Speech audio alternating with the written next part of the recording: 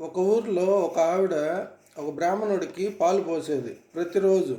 ఒకరోజు బాగా లేట్ అయ్యేసరికి ఆ పంతులు ఆవిడని ఎందుకు ఇంత లేట్ అని అంటే, నదిలో రావటానికి పడవ అతను ఎవరూ లేరు, ఫుల్ అయితే కానీ పడవ తీయను అని చెప్పాడు.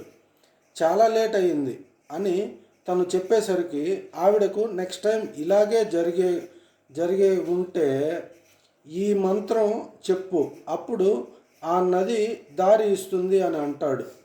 నెక్స్ట్ టైము మళ్ళీ ఆ పడవ అతను అదే విధంగా లేట్ అయ్యేసరికి ఆవిడ ఆ మంత్రాన్ని చెప్పిన వెంటనే ఆ నది ఆవిడకు దారి ఇస్తుంది.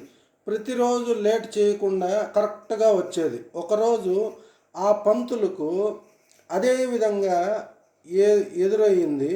కానీ ఆ మంత్రాన్ని ఎన్నిసార్లు చెప్పినా దారి ఇవ్వలేదు. సో మనం ఎంత కరెక్ట్గా ఉంటే అన్నీ మనకు అంత అనుకూలంగా ఉంటాయి. Thank you friends.